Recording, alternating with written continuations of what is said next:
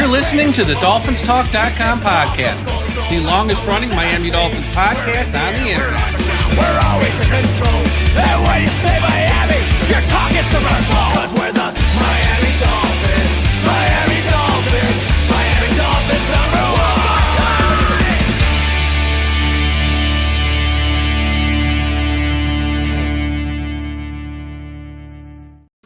Hello, Miami Dolphins fans. How are you today? And thank you for listening to the post-game wrap-up show here at DolphinsTalk.com. A little bit later than normal. That's Tom's fault, not mine. Just want to get that out of the way off the bat. But Miami won 21-17 over the Saints earlier this afternoon. We're going to break it down. Tom Ernest, how you doing tonight? I'm doing good. Yep, sorry for the delays. Wife had to work today. Got the kids. Couldn't make it on for the right after the game is over, but I'm here now, so we're going to have some fun. Yeah, absolutely. And, you know, it wasn't a pretty game by any means. It's one of those games where it's like, yeah, they won, but, which we seem to say a lot of in the Mike McDaniel era,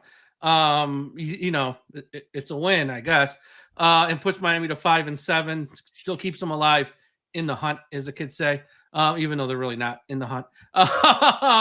And we're going to break it down on today's show. Before we get to that, though, as always, let's get the business stuff out of the way.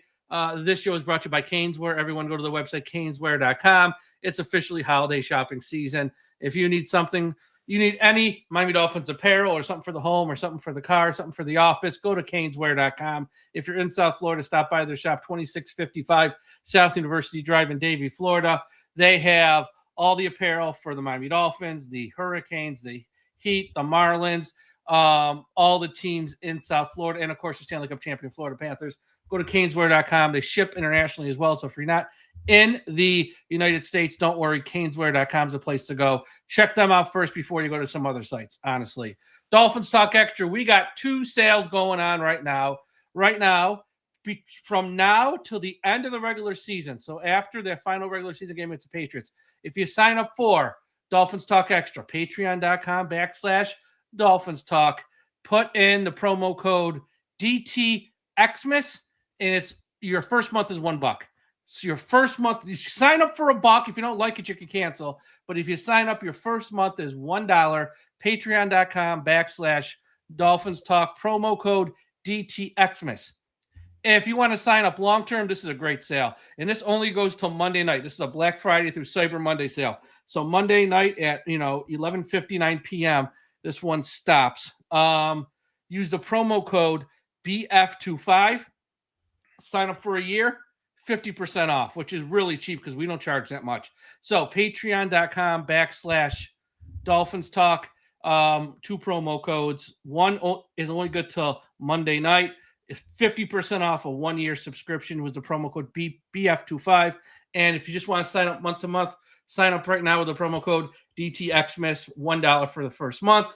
And also a shout out to everyone watching us live at the I Am a Miami Dolphins fan Facebook page. And if you're watching us live on YouTube, smash that like button, subscribe to the channel. Super chats are open. If you leave us a super chat, we will read it on the air at some point during the show. News. There's not much news from this game. It's a game actually where I don't think there was one major injury. I know Alec Ingold left the game at one point with a stinger, but no real injuries that I can remember from this game. And Austin Jackson and Waller returned to the lineup and both played today. So really kind of a slow news day. Tom, what's your big takeaways from this game? Where to begin? Winning ugly is become a theme for this football team. You have one really nice win against the Buffalo Bills prior to the Washington game. Other than that, today was just ho-hum. Defensively, they look pretty damn strong. Offense could not put the Saints away. There was just a myriad of problems today. The quarterback, we'll get into that in the show, obviously, as we progress through it, but it was an awful game from Tua Tagovailoa, like awful. And I don't even think that's the right word. Devon Achane, we come on here every single week. He is an absolute monster. Congrats to him. 1,000 yards already. 1,000 yards through 12 games. And he still has 5 left. So the sky's the limit for this kid. Excited to see what he can do down the stretch. It's good to see Austin Jackson back. He did look rusty in this game at certain points. Cam Jordan ate his lunch on a couple Tua dropbacks where Tua was sacked. Darren Waller, good to see him back in the lineup, even though he was used very sparingly in this football game.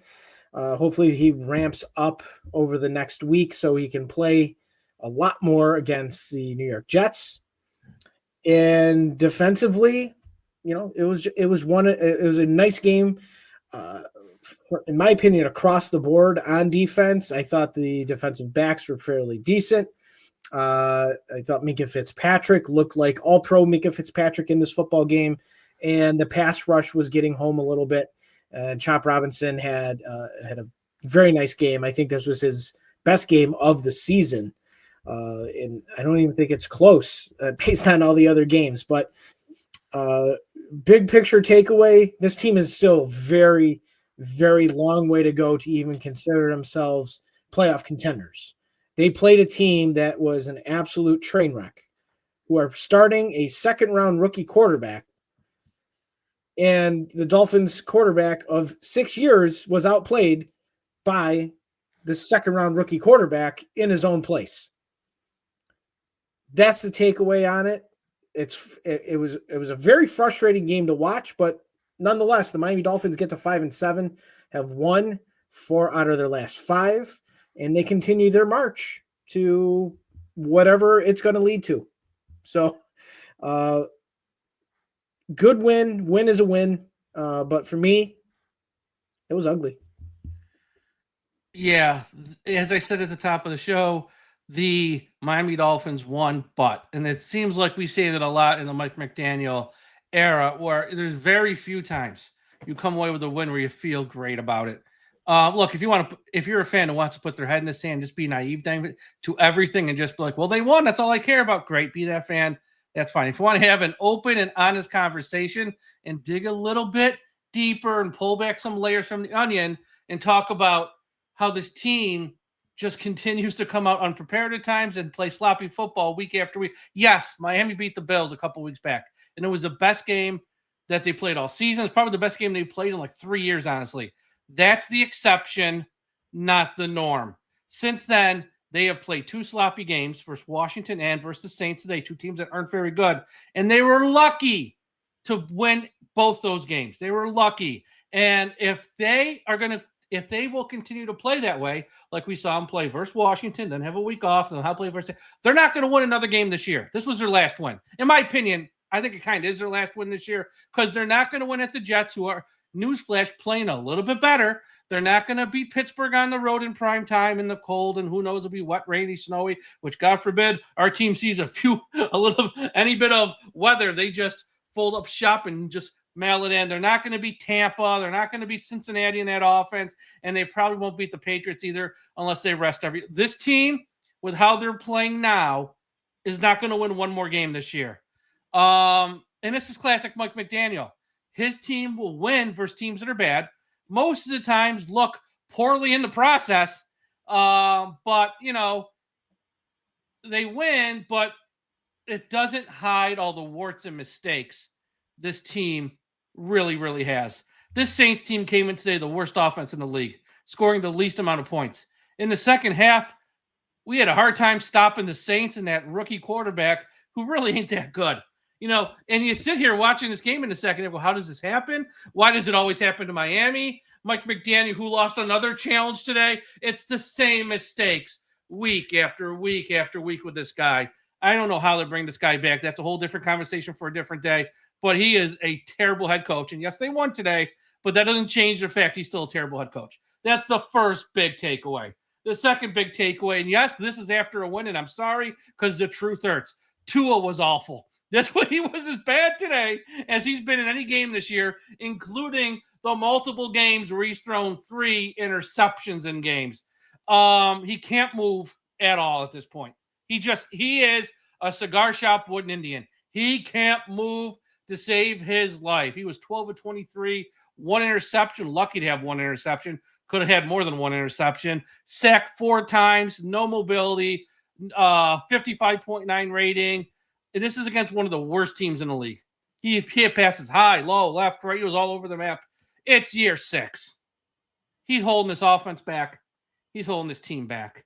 There's no more excuses of pointing the finger at the offensive line. It's a wide receiver's fault. It's Mike McDaniel. No, there's no more excuses.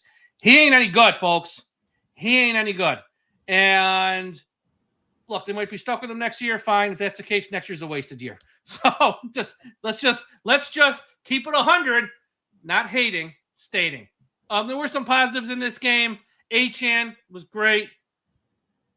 Rasul Douglas, I know he got beat for 1 touchdown. Other than that, he was pretty damn good in this game. Had a big interception, ran it back like 38 yards as well. Chop Robinson had a second half. He was good. But, the quarterback, the head coach, and the offensive line, which we can put this on a loop because after most games, win or lose, we can say they stunk. And today, the head coach, the offensive line, and the quarterback stunk. And that's kind of my takeaways from this game. And yet, at Jets, at Pittsburgh, home Tampa, home Cincy, at New England, if they're playing like this, that's loss. Again, not hating, just stating they can't beat quality teams. Not that the Jets are a quality team, but of late, they're playing better. I mean, they're not great, but they're playing better than what we've seen Washington play and the Saints play the past few weeks, and that's going to be problematic. It can be. I'm not saying you're not going to win another game this year. I think I am. Obviously I know you are. This league is week to week. You just never know. Like they go out and get obliterated by the Baltimore Ravens and look like world beaters when they beat the Bills. You just don't know what you're going to get. But obviously the trend of seeing Mike McDaniel coach these last 2 games. And, for today, I'm not really going to put a lot on McDaniel other than end of the first half was a joke. The end of the first half was brutal. The challenge, I could live with the challenge because it was damn close. I could live with the challenge. What I can't live with is you get the turnover, the Rasul Douglas pick, you run it on first down, call your timeout with 1:01 left, and then you just bleed the clock out.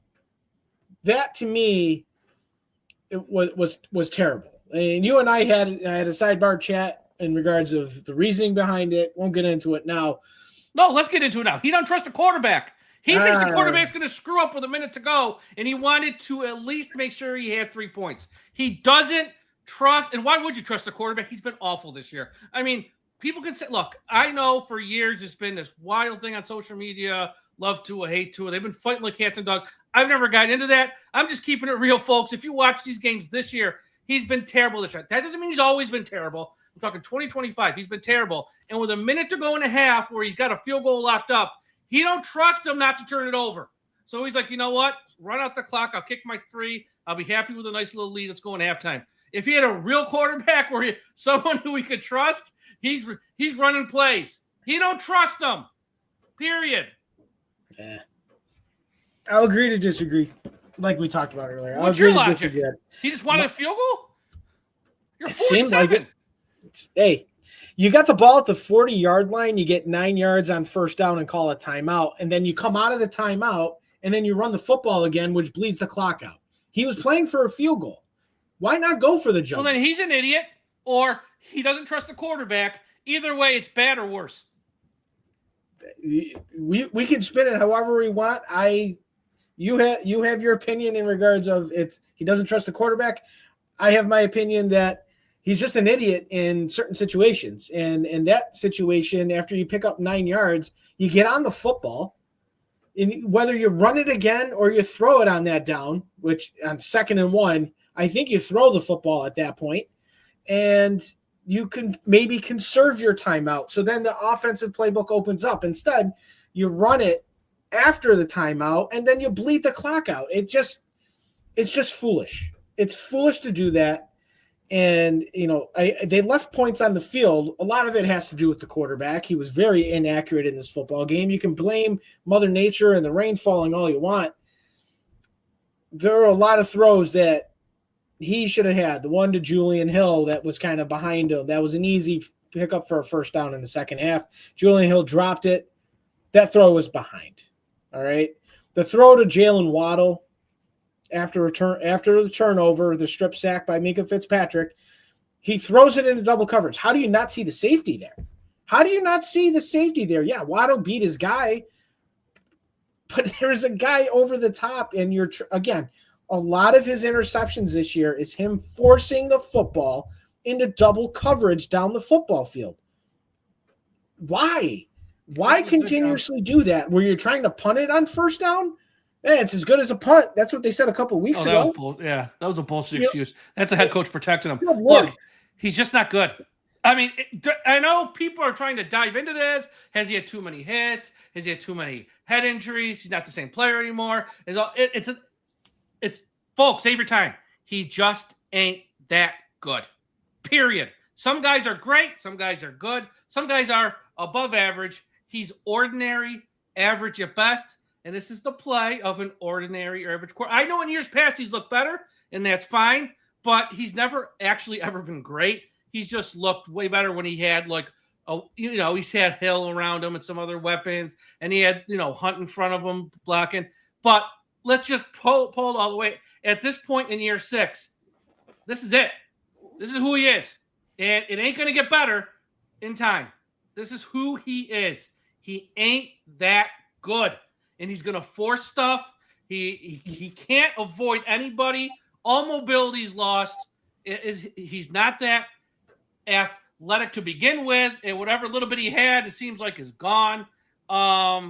He can work in the offseason till the cows come home, and I'm sure he does like every player, and he's putting in the time. He's trying. I'm not saying he's not trying. I'm not saying he's a bad guy. I'm not saying he's lazy. Don't spin it to that. I'm just telling you, he ain't a good quarterback in 2025. Spoiler, it ain't going to improve moving forward, because as he gets every year older, the skills start to decline a little bit. Not that he's an old man, but, it happens to everybody. Not everyone's Tom Brady, okay? Not everyone's Peyton Manning. Those are like rare one-of-one unicorns. He's an ordinary quarterback who just ain't that good, and that's all it is.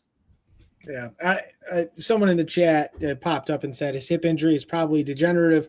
They did say that when that injury did occur, the surgery happened, they said 100% that over time, his hip could potentially start to develop like arthritis and things like that because of the nature of the injury he suffered. It was a very rare injury. So part of it... Don't draft him then, but they did. Part of it could be the case. For me, his mechanics look off. His footwork is nowhere near what it was go back 2-3 years ago. His footwork, his mechanics, everything is different.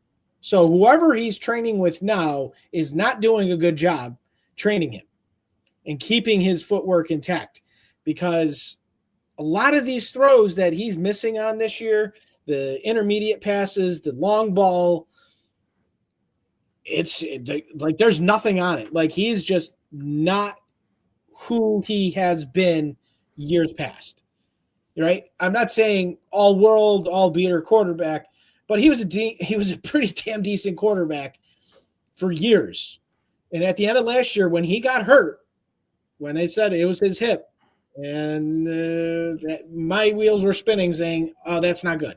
If he hurt his hip again, and it was against the Houston Texans in that Thursday night football game, when he hurt his hip, something changed. So his ability obviously could be diminishing, but he is not the quarterback that we've watched the last few years.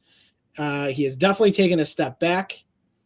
So, and he's got a soul search. He's got to figure it out, because what he was lacking to do in years past, which is the amount of turnovers, they're just piling up in bunches this year, and it is hurting the football team. Where does this team say half the interceptions? They probably have 2 more wins, for God's sakes.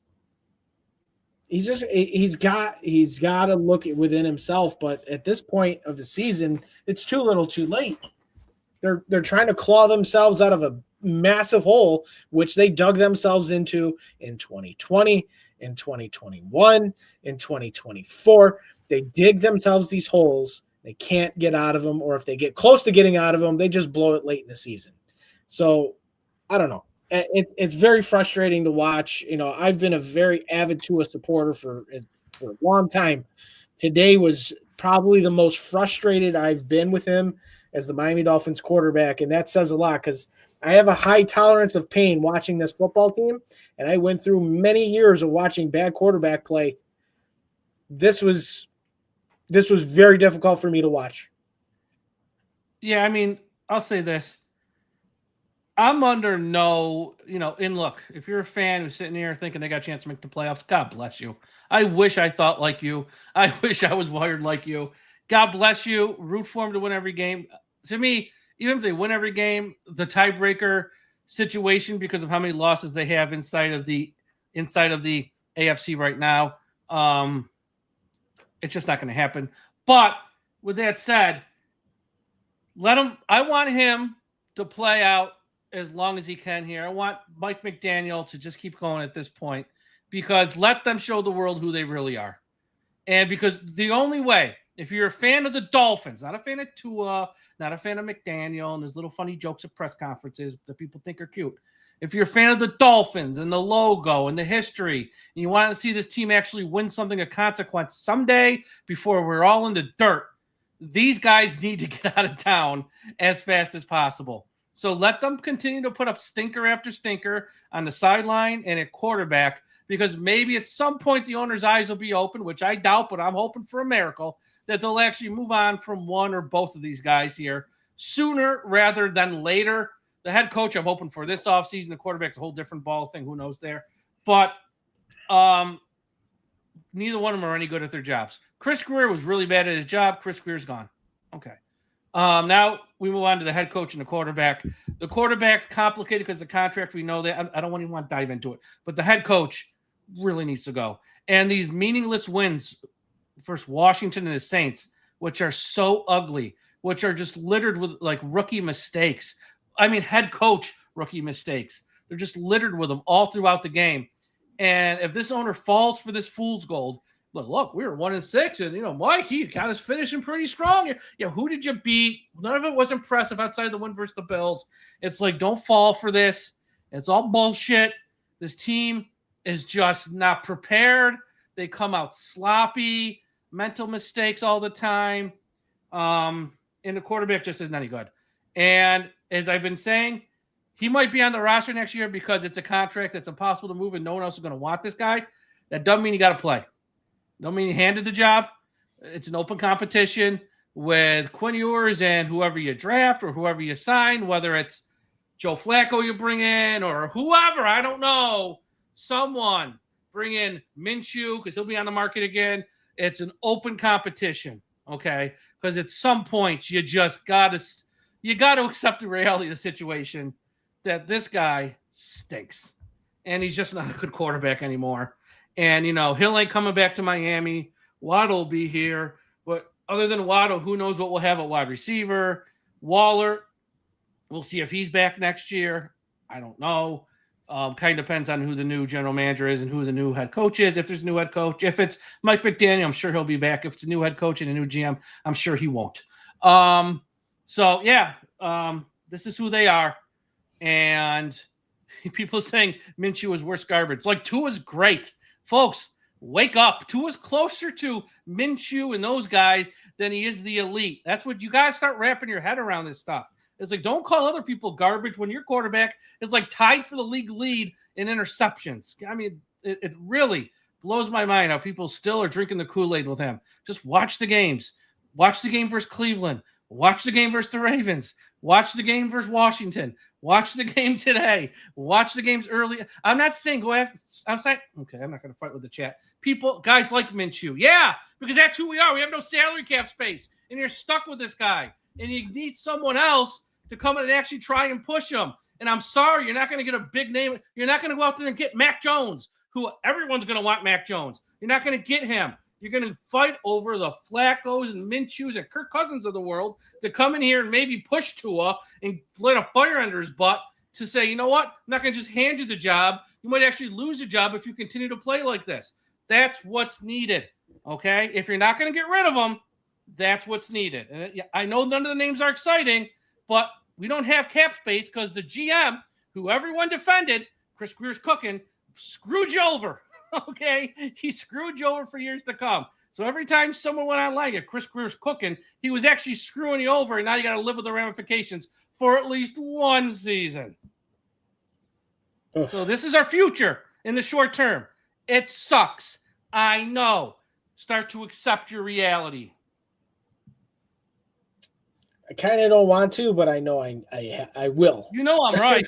You know I'm right. Well, the situation that the former general manager put the team in is awful.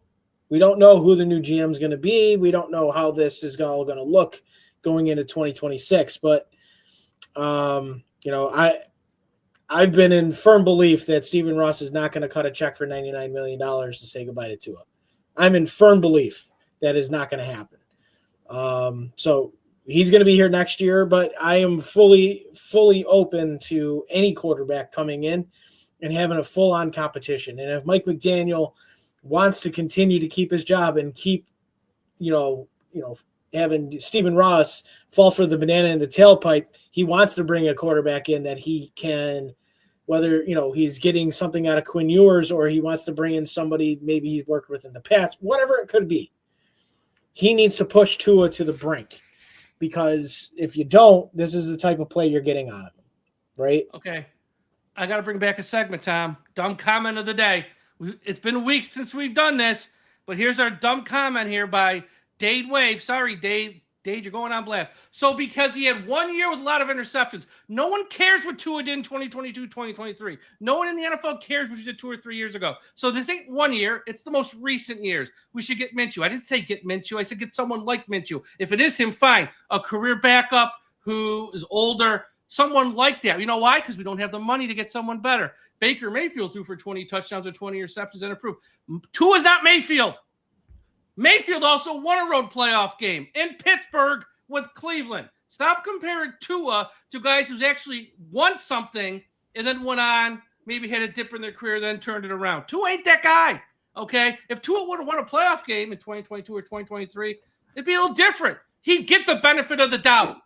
Baker Mayfield got the benefit of the doubt because he actually did something on the field. Tua hasn't done anything on the field. And get off the Minshew, that was just a name. I also throw out Flacco and others. I'm throwing out names. It's not one person in particular, but you're not going to get a big name quarterback because they don't have the money to pay two. They barely got the money to pay one, and their salary cap's ruined. You're going to get someone like that level of player to come in, because Zach Wilson won't be here because he stinks too. You're going to get someone that level of player to come in and be your number two and push them, because you need someone else aside from Quinn Ewers. No offense to Quinn. You got to have someone else, especially with him. You need 3 quarterbacks in the building because you can't trust your first one never be healthy. So yeah, that's right. 1 year. You guys make it sound like he was like an MVP. Tua has been marginal at best every year. Some of you just fell for all the nonsense. So that's our dumb comment of the night. Let's get to the game, Tom. Let's do it. Dolphins won the toss and received. I'm actually been liking this, Mike. I was tired of the deferring to the second half. They've been taking the football and getting points. This one was a touchdown. Common sense. Yeah, this one was a touchdown drive. 6 plays, 69 yards after a low snap that Tua recovered and threw to Malik Washington for 19 yards. The drive ended 29-yard touchdown run from Devon Achane. It's just like clockwork, Mike. This guy just continues to make big play after big play, and he is a walking. He is a guy that could be exploding for a play like this for 29 yards, or he'd bust one out for 70 like it's nothing. He is a dominant football player, and I love watching him every single week. Yeah, he's been fantastic. He's going to get paid a lot of money this offseason. I don't care who the general manager is. Job number 2 after he figures out quarterback is how do we pay Achane? So we're going to skip the rest of the first quarter because God, that was awful. The second quarter, the Dolphins got an 8-play, 68-yard drive, finished off by Riley Patterson, 39-yard field goal. Couple miscues on the drive from Tua Tagovailoa, but was able to find Darren Waller for 34 yards wide open, which was a great play, and good to see Darren Waller back in the lineup for the Miami Dolphins. Yeah, he's a weapon that they need because you can't throw to Achan as much as they have been.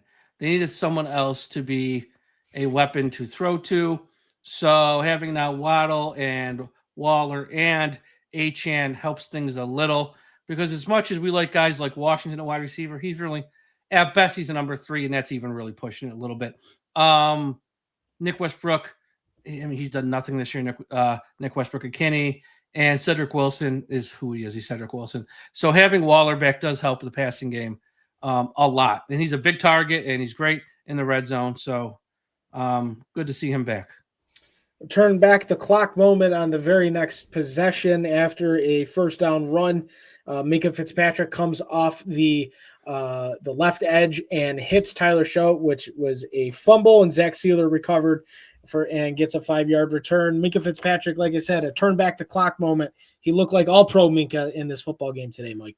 Yeah, he played his best game all year. As I've said at the start, and I won't harp on it, but this is the worst offense in the league, the Saints. So he should have his best game all year, and I'll just leave it at that. The Saints offense came into this game with the least points scored, and that includes the Titans, the Browns, and the Jets. They scored less than them. They are horrible.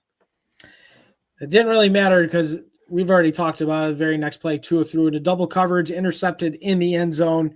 Not that I mind, looking to take a shot there, but when you see, or if you can recognize the coverage on the back end, you dump that football off, pick up some yards, and live to play another down. Instead, touchback, Saints get the ball.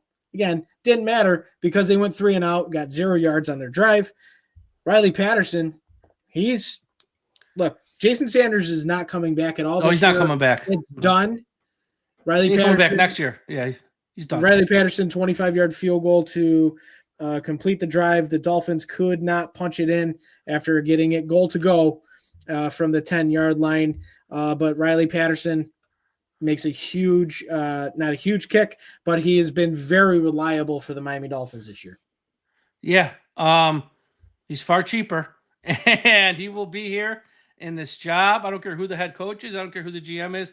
They're going to look, the Dolphins have a salary cap issue next year, and it's hilarious. We got the guy in our chat saying, just give him AJ Brown and Jerry Jr. With what money? They have no money. That's all Tua needs. He needs every great player around him. Yeah, okay, good luck with that. They have no money. So to save a little bit of money, and it is just a little bit, but every little bit helps. Jason Sanders is gone, and Riley Patterson is your future kicker, and he's been. I mean, he was the game in Spain. He missed a kick, I think. I mean, it's been like 1 or 2 kicks all year. He's missed maybe, and they weren't huge, I don't think. I mean, he's been outstanding. He's been outstanding. He deserves the job, and Jason Sanders is going to be Wally pipped. Yep. The Saints get the drive down the football field with little dink and dunk plays. They finally get a little momentum, and then the gritty vet, Rasul Douglas, gets his first interception in a Miami Dolphins uniform, baiting a throw to Chris Olave that he immediately jumps and returned it 38 yards to the New Orleans Saints 42-yard line. And I loved after the game that Minkah Fitzpatrick said it was great to see him get a pick, but he's getting fined because he didn't bring it back to the house.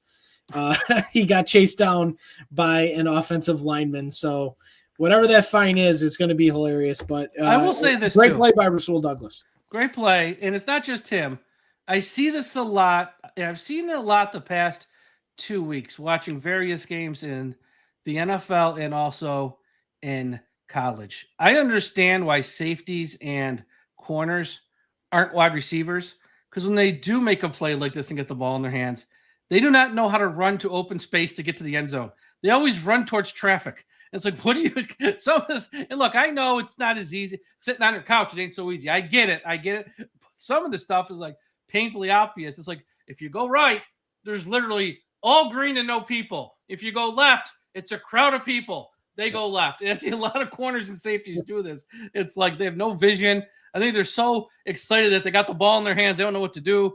But he had a very good game, and that was a good play. But it is funny, though, that he said that after the game there, Mika, because it's like he could have ran that back if he just, knew what to do with the ball in his hands. Well, we're going to get to a play where the guy knew exactly what to do with the ball in his hands. but we'll wait on that one. But the drive ended for the Saints. Dolphins get a field goal. We talked about that already in depth on what we thought about that possession, but it was Riley Patterson for 48 yards out to go up 16-0, and we reached halftime. Saints had a very nice drive to open the second half, 10 plays, 65 yards, 4 minutes, 20 seconds off the clock, and it was a very nice touchdown pass to Chris Olave, and the 2-point conversion succeeded. Saints are back in it, Mike, 16-8. At that point, I was like, same old Dolphins are starting to come out here, dominating in the first half, couldn't score the touchdowns. They kept the Saints in the game, and now the Saints were right back in it. That Saints quarterback, Show, however you pronounce it, over the course of this game grew so much. Like the first half, he was inept. First quarter, he was really inept. Second quarter, getting a little better. He was still inept. By third and fourth quarter, he looked as comfortable can be. He's running, he's sliding, he's making throws. I thought that kid impressed me. Now, look, they're going to be picking at the top of this draft. If they can take a quarterback, they probably will. But he grew a lot in this game. And by the end of the game, I'm like, he ain't great, but he ain't awful, that quarterback. He showed me something. Again, with not a lot of help around him, he showed me something. So we're going to skip all the third quarter as well because, punt. Dolphins got a field goal in the fourth quarter. Riley Patterson from 33 yards out with 9:39 left. Dolphins go up 19-8. And again, I had a feeling. I was like, this game, all right, this game might be over at this point. Nope. Saints kept in it. They got a field goal, and then the Dolphins turn it over on downs, and I'd love to hear your opinion on this one. 4th and 1 from the Saints' 43-yard line. Ollie Gordon gets tackled in the backfield for a 1-yard loss. When Ollie Gordon is in the game, now, again, this is going to be on Mike McDaniel for the play call. When you put Ollie Gordon in the football game on 4th and 1, of course they're going to run blitz. Of course they're going to run blitz. Can you please do a little something different? I would have had Tua in the shotgun with Devon Achane and Ollie Gordon both on the football field at the same time and then figure it out. But instead, you run it right up the middle. The Dolphins turn it over on downs and then give up potentially a back-breaking touchdown, 15-yard touchdown pass to Deshaun Vele, who had a very nice second half for the New Orleans Saints. And we'll talk about one more play that he made here after the touchdown. And the Saints are back in it, 19-17. They're going for the 2-point conversion, and Minkah Fitzpatrick intercepts the pass from Tyler Show and returns it for a 2-point, what do they call it, a pick 2? And I'm not talking about the pick 2 from like Wendy's. This is a pick 2 in the football game where the score was Miami 19-11, and then on I have a hot take on Wendy's, by the way. On the box score, save it for the end of the show. On the box score, it was 19-11, and then turned 21-17. I don't think I've seen many instances of Miami Dolphin football games where you see that in the box score, but that was a hell of a play by Minkah Fitzpatrick and saved the Miami Dolphins in this football game. Yeah, you see that play a lot more in college than pros, because in college, the 2-point conversion it was there since like many years. In the NFL, it's still relatively new in the NFL, though now it's starting to been around probably for 10 or 15 or 20 years probably. Yeah, it's happened before. Great play by Minkah. Once again, I'll give the Saints a lot of credit. They put up a lot of fight in this game. They didn't quit either on their head coach in this game. They fought to the bitter end. They've had a few games like this. I remember when they played at the Bills, they fought right to the end and they almost won it. And they've had some other games where they fought to the end where they came close but lost. On the 4th down call, let's go back to that a bit. First off, how do you not give the ball to Achane? Best player on the team. He's a running back. You're going to the yard. I'm giving it to Achane. Maybe you don't run straight up the middle, but you find a way to get the ball in his hands and let him get the yard. That's what I would do. I know you have Ollie Gordon for that type of play in particular, and that's fine that they gave him the ball. I'm not like mad they gave him the ball. But, and I see this too a lot in a lot of games, a lot of these offensive coordinators are just like 3rd and 1, 4th and 1. You want to run the ball, which is fine. I have no problem in that way. You don't have to run straight up the middle. You can run like off tackle left, off tackle right. You can do something, be a little bit more creative, not do anything sideways or anything, but you don't have to run strictly up the A gap. And they all go crazy up the A gap. Yeah, so I don't love the play, but again, this is Mike McDaniel, so it's a low bar for him anyways these days. You feel good 21-17 until the onside kick gets recovered by the New Orleans Saints. Like, you can't make this stuff up. It's like the Dolphins poorly coached, Tom. They're a poorly coached team. Look, we don't see a ton of onside kicks in the NFL. The Dolphins haven't seen a ton of onside kicks this season. But you have to know the rule. If the football is before the 10 yards happens, the Dolphins player can literally touch the ball and fall on it. Instead, they touch the ball and it lands in the hands of Deshaun Feely. Like, how are you not falling on the football, Nick Westbrook-Ikhine? What the hell are you doing? Do you not know how to play hands teams on special teams? For God's sakes, this is football 101. You learn this shit when you play high school football. Tom, like, what the hell are we doing? Tom, heading into today, how many onside kicks in the NFL were recovered this season? I would have to say at least, I would say 2. One. 1 out of 21 attempts. The rate was 4.7%. The rate the past 2 seasons, 2024 and 2025, since they changed the rules, is between 4.7 and 7%. Roughly, in 2015 to 2017, it was at 19.5%. Okay, that's what we saw today as fans of the Dolphins is like Haley's Comet. You might not see a team recover an onside kick again in your lifetime. I mean that, and they said it to the guys on the broadcast. Chris Myers, fan of the show, on the podcast this week, he was great. And Mark Schlereth, they're like, "What are the Dolphins doing?" It's like they're asleep at the wheel. Like, I don't know. How do you not have that conversation? Just a bad coach team.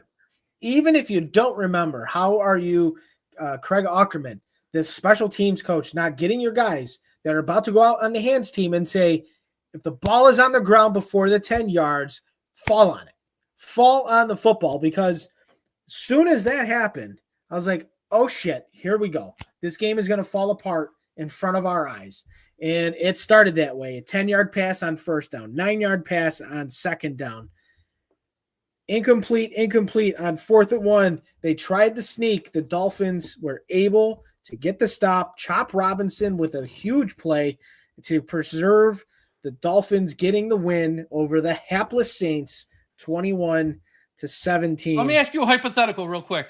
I love hypotheticals. Go ahead. If the Saints today had Alvin Kamara, does Miami win this game? Yes. I don't know. I'm not. They might have won, but I think it'd be even closer than 21-17 if they did. I think he's worth a few points. I think he could have been. I've liked the Dolphins' rush defense during this like 4 or 5 game stretch. I think they've been pretty stout. It's his receiving ability that would have me nervous. But it was Tyler Show at quarterback. So, and he didn't really dump it off too much to the running backs. He was looking to push the ball down the field, or at least take the checkdowns to the tight end, Juwan Johnson. Kamara's a good football player. I don't think he makes that big of a difference in the game, just based on how the game flow was going. That's just my opinion. In the game, the Saints 20 first downs, Dolphins 16. Both teams are 4 for 12 on 3rd down. Both teams 0 for 1 on 4th down. Holy shit, that is a mirror image of bad football teams. The Saints ran 69 plays for 294 yards on 12 drives, averaged 4.3 yards per play. The Dolphins had 59 plays at 298, 12 drives, 5.1 yards per play. You can see the mirror images. Tyler Show, 26 of 38 for 239 yards, 2 touchdowns, 1 interception, average 5.1 per pass. Tua Tagovailoa, 12 for 23 for 157 yards. This is 3rd game in a row, I believe, under 200 yards passing. He threw the interception. He was just awful. Rushing, Dolphins 32 attempts for 164 yards, 5.1 yards per rush. The Saints 27 rushing attempts for 81 for 3.0 yards per rush. Red zone attempts, the Saints 2 for 2. The Dolphins were 0 for 2. Penalties 6 for 45 for the Saints, 3 for 15 for the Miami Dolphins. The Saints lost the turnover battle 2-1, and time of possession 30 minutes and 8 seconds to 29 minutes and 52 seconds. Mirror images. Mike, who'll get your game ball? Go a few different ways. I'll go with Minkah Fitzpatrick with the pick 2. He had a sack. I thought he played, he played very well today. So I'm going to go with Minkah. I'm going to go tip of the hat. Not my game ball, but tip of the hat. Jordan Brooks playing at an all-pro level this year. 12 tackles in this game. Still leads the NFL. And he had a week off last week, and he still led the NFL after the week. But my game ball is going to Chop Robinson. First time this year, looked like he had more of an impact on this on a football game. 5 tackles, 1.5 sacks, 1 tackle for loss, and 3 quarterback hits overall. Fantastic game from Chop Robinson. He did this last year too, Mike. Started very slow, and then he progressed towards the end of the season and made more of an impact. Maybe this is the jump start for him for the games down the stretch. Yeah. We'll see. Right now, if the season ended, Miami would have the 12th pick of the draft. They're still on the outside of the playoffs looking in. Like I said, it's really a pipe dream because just how the tiebreaker situations and how many losses they have in the AFC. So we'll see. They really have no margin for error. They do have to win out. And they have to win out and have help, which I don't think is going to happen. It's funny with the Colts. They're not in first place anymore, and it came out that their quarterback is his leg is broken. Their season is on the verge of just going off the rails, and they've been so good all year. And they might not even get a home playoff game this year, which I find very surprising. But they do play Jacksonville twice in the final 3 weeks, and I think that'll come down to who wins this. Okay, so maybe they play them twice in the final 5 weeks then. That's going to be big for them.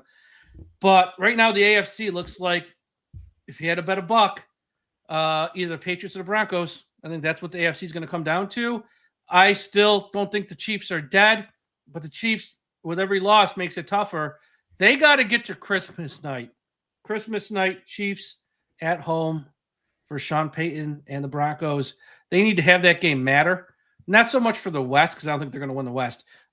Just where they can win that game and maybe lock up a wild card spot or something like that. So they got to win in between that. I don't think their schedule's crazy tough in between.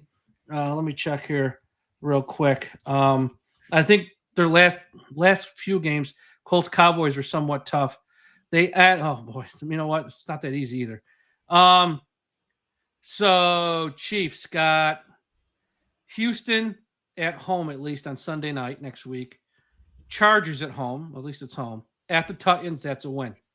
Then they got Christmas night, short week at home against the Broncos, and they close out the Raiders. So they got Titans and Raiders are wins. Their season is going to come down to Houston, the Chargers, and then Christmas night. If they can win the next 2, both at home against Houston and the Chargers, they're going to be sitting pretty going into that Christmas night game because they're not losing to the Titans and they're not losing to the Raiders. But if they lose one or if they lose both of the next 2 to Houston and the Chargers, both at home, which I find it hard to believe they get swept at home in those 2 games. At worst, you split. A split would be tough, though. That means they have to beat Denver. They're in trouble. I still think that the Ravens are going to be okay. I know I might be the last person on that hill. They're tied for first with Pittsburgh, 6-6. That whole division's a mess.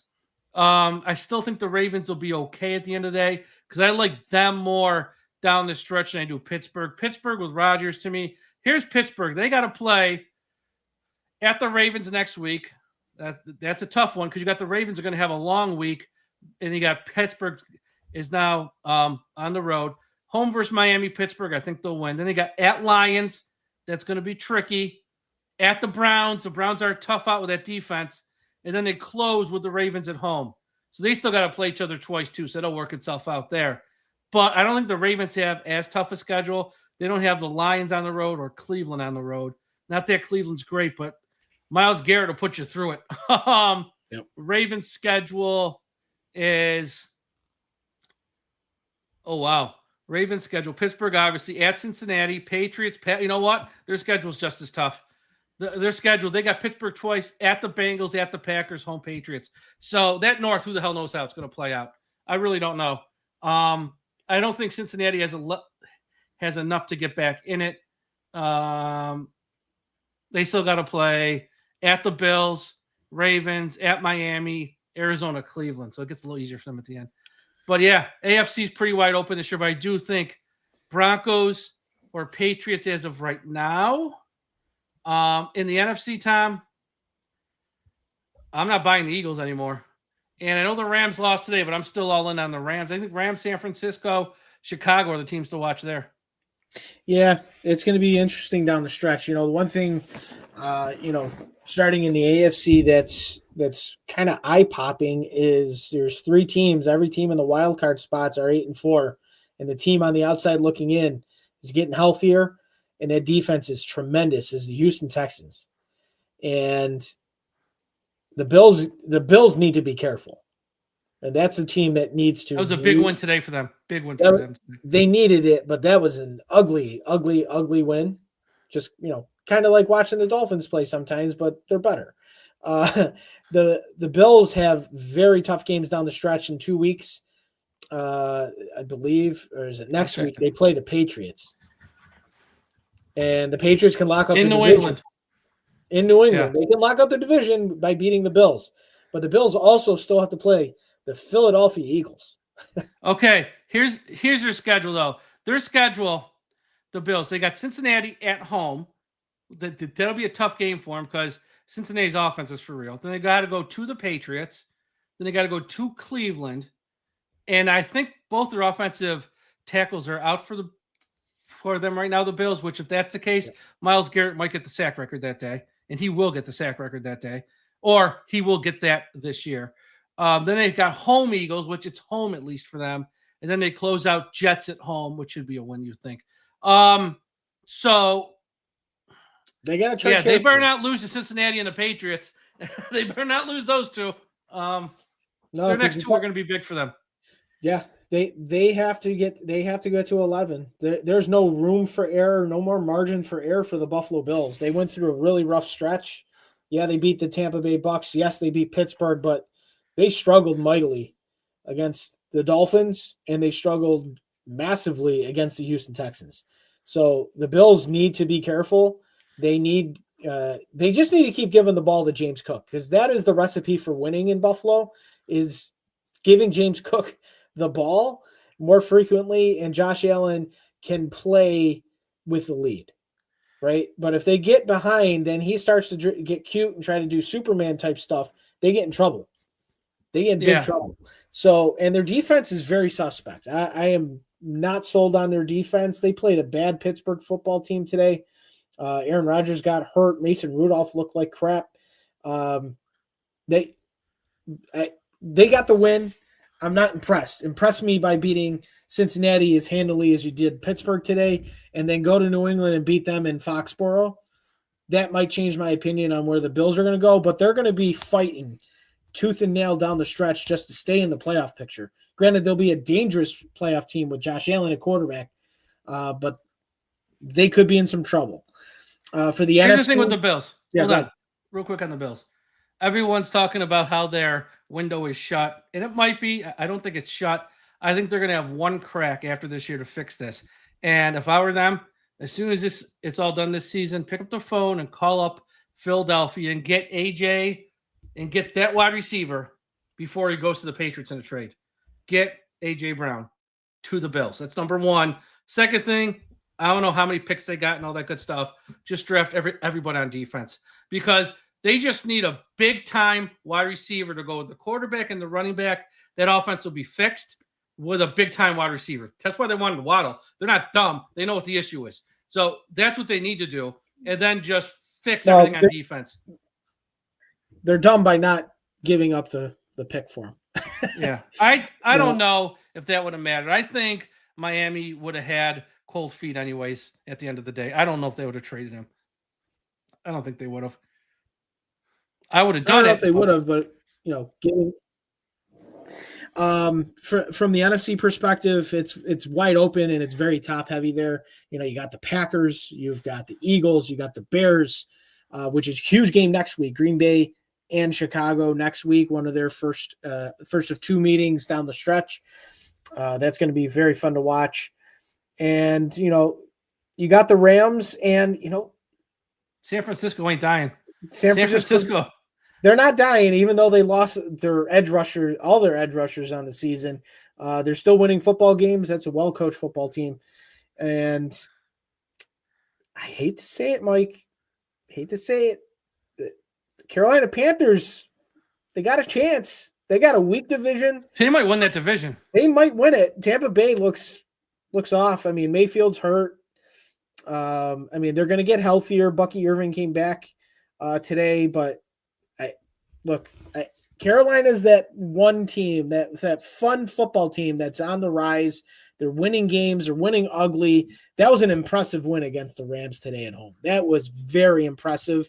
And the fact that they're at 7 wins right now is a testament to that coaching staff getting everything they can out of Bryce Young, who was projected to be a bust. He's been playing decent football this season. Played really good. I'd rather have he him than Tua. He had a very, very good game today. 15-20, a little over 200 yards, 3 touchdowns. One of them to Ted McMillan, who is going to be a very good wide receiver in this league. Yeah, that's why you got to be careful pre-draft. It's so much misinformation out there because McMillan, the notes on him leading up to last year's draft was, didn't love the game, a little bit of a troublemaker off the field. The people were down on him. Yeah, he's good, but there's a lot of stuff off the field with him, and he's been sensational this year. Kind of like the year with Micah Parsons, where it's like, oh, he got in a fight on campus. Yeah, he got in a fight in a dorm room. Which college kid hasn't gotten a fight? Like, it's not like he's out there shanking guys with a knife. And like Micah Parsons is dangerous. Oh my, he's like the best defensive player that we've seen in the league in a long time, outside of Myles Garrett. It's like that's why I like in this pre-draft. There's so much information, so much misinformation, and some information is just blown out of proportion. Yeah, if a kid runs over someone with a car, okay, that's an off-the-field issue. If a kid gets in a fight in a dorm or stays out late because like they have a few, one too many at a party, I'm not going to go nuts over that stuff. You can't read too much. The prerequisite to play at Georgia is you got to be pretty much. Well, or speed. Really. Yeah, jeez. I know. Either way, it's going to be fun down the stretch. Now, one thing I will say, it's not going to be this week. It will be next week. The 100% Dolphins and Bengals are getting flexed out of Sunday Night Football. Yeah. I think the Jaguars are playing. Colts game? I think it's. I don't know. Hold on a second. It was. What week is that? It's week 15. Week 15. Oh, wait. No, I'm wrong. Week 16. Week 16, that game's going to get flexed out. It's the Jaguars and Broncos because they're not the national game that week. Jaguars, Broncos at 4 on Fox. That one's going to get flexed to Sunday Night Football. The only other game, that's a CBS 425 game. It'd be tough. Pittsburgh at Detroit is a better TV matchup when you're talking. Yeah, but CBS isn't going to give that up. CBS won't give that up for Miami. Fox will give up Jaguars and Broncos. At 1 o'clock, yeah, nothing. Patriots, Ravens, but that's going to be the national game that week. Well, it could be national, but that's still a local games. So yes, if it could be Ravens, Patriots, most likely though Jacksonville, Denver, because that's a 4:05 on Fox when CBS has the 2 games. So you put Jacksonville, so you can slide Miami, Cincinnati to the 4:05 slot, and no one's going to care because no one cares about the game. And you get Jackson. That's more of a clean switch, and Fox ain't going to care. Yeah, so it'd be tough to move those other ones. It'll get announced next week. Yeah, we even had on Melissa Stark Wednesday. She kind of hinted at that. There. All right. Let me give you my hot take for Wendy's since we saw. Oh, first let's do super chats. First off, we got $5 here from Carlos. Thank you, Carlos. You're the best. Next to her from Phil Montgomery. I cannot stomach the notion of another season with 2 under center. Ready. That makes you and a lot of Dolphins fans feel the same way. That's why I said he might be back. That doesn't mean he's going to play. Which leads to your next one, Phil. Would generally be hilarious if they brought in Flacco, who they wanted a million years ago before Henny and RT17, and he beats out Tua for the job. Yes, and I saw a lot of people in our chat where they got caught up on Flacco and Minshew. I don't mean them specifically. I mean guys of that ilk. It could be Tyrod Taylor. It could be Kyle Trask. It could be guys like Mason Rudolph, Will Levis. Like, again, I know they're not great. No one's saying they're great. I'm just saying you can't just not have a capable second or third quarterback in the room next year if you're going to run it back with Tua. Now, look, if they take a quarterback in round 1, and I don't know if they will because I don't know who's coming out, and if they take one in round 1, yes, then they don't have to do that. But say they don't take one in round 1. And I don't know if they will or won't. It kind of depends who the head coach is, kind of depends who the general manager is. They might say, you know what? Yeah, we'll take someone, you sit behind him for a year, and then it's your job. They could do that. But if not, there's going to be guys out there. Andy Dalton, Marcus Mariota, I think just signed a 1-year deal. You got to go get him. For 1 year to push Tua. He still might start Tua, but you just can't hand him the job because he's been so bad. So don't get caught up on the names I mentioned because it's not any one in particular. It's guys of that level, guys whose best days are so far behind, or maybe they never had a best day. But you got to bring in someone, and you're not going to bring in a big name because you can't afford 2 big names. You're going to bring in someone along that line to maybe push him and have an open competition where he's not going to be handed something heading into the year because he shouldn't be handed anything. He hasn't played well enough to be handed anything. Yeah, Zach Wilson, maybe they want to bring him back. I wouldn't, but once again, if it's Mike McDaniel and Champ Kelly, they might just run this thing back saying, hey, we're close because they are delusional. Okay, here's my Wendy's hot take real quick. I didn't notice it. I kind of heard this online, but I half heard it because I don't get fast food all that much. But I just stopped at Wendy's last week. And I don't know if you heard this, Tom, because I know you're not a big fast food guy either. They switched over their lettuce. They used to give you like the whole piece of lettuce. Yeah. You know, they switched over to shredded lettuce to save money. Ruins their hamburgers. Their hamburger sucks now. I used to think out of all the fast food places, you know, it's fast food. I get it. Wendy's was like the best hamburger per se. The change in lettuce, and then I went online. I'm like, this sucks. And I went online to search. Oh my God. This must have been like huge news for like a month and a half way back in October because people were like livid. Like Wendy's diehards or people who love this. Like Wendy's went cheap. Their food sucks. And it did. I got the burger. I opened it up the other day. What the fuck is this? And it didn't look the same. It didn't taste the same. It tasted cheap. Wendy's. Poor job by you going to shredded lettuce. Bring back the whole piece of lettuce. Wendy's is the Publix of fast food. Yeah, kind of. They went cheap. I'm like, holy cow. You know, McDonald's burgers really, I've always thought they've kind of sucked because they do just look cheap, taste cheap. Give me a Five Guys burger 10 times out of 10. Five Guys is good. And they use shredded, I think they use shredded lettuce, but it's almost like a higher quality shredded lettuce. It's almost like eating fucking caviar. It's crazy. But this Wendy's was like soggy and it just ruined everything. I'm like, Wendy's, you've gone so downhill. And then I saw another article how they might close 400 stores next year. And I'm like, well, I think this lettuce thing, you might want to reevaluate your business decisions because a lot of people online were livid. If you go online and just type Wendy's shredded lettuce, Tom, your eyes will pop out of your head when you see the responses. People are pissed. I can't wait to do it. All right. So what'd you have for Thanksgiving? Oh, well, we went away as a family, kind of out of, very spontaneous, which is why I was not on Wednesday night. And we got home Thursday, and instead of trying to do a turkey last minute because we didn't get home until the afternoon, I did a marinated chicken and baked that instead with mashed potatoes and vegetables and rolls, kind of like a Thanksgiving without the turkey. Just because of the spontaneous trip, I just didn't have time to do a turkey. And you're not on the team that like hates that turkey because a lot of people these days hate turkey. Oh, I And love if you turkey. are a member Well, of, if you give me a good turkey, I mean, okay, you are still pro turkey. It was just your situation didn't have time, which I get, Right. totally understand. Okay, yeah, because this has been a big debate on our Patreon service. You know, so many people just talk nasty about turkey stock, turkey. No, it doesn't. They haven't had good turkey. They don't know good turkey. Turkey's great, and it's got one freaking day a year. Give turkey its one day a year. It was a big debate here the past week at our Patreon service. Oh, and also sign up for Dolphins Talk Extra Patreon. Here's another reason. Next Sunday, Josh Katzker, Aaron the Brain, will be at my house for the Jets game for a watch along. Brunch at Dolphins Talk. We are going to watch the game together, live stream, and also have a spread of food. Gonna be a brunch. Gonna have brunch food. And we're gonna live stream everything. So once again, patreon.com/Dolphins Talk. Use a promo code DTXmas. Your first month is $1. If you want to sign up for the whole year, you have till tomorrow, Monday night, to use a promo code BF25. 1 year subscription, save 50%. Takes the cost down to like $12 or $13 for the year. You can't beat the price. Literally for a year. Bonus podcast, private message board, extra shows, contests, autographs, the whole 9 yards. So sign up for that.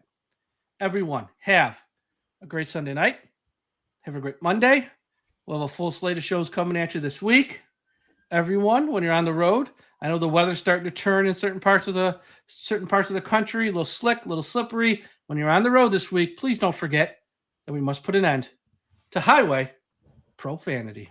Fins up.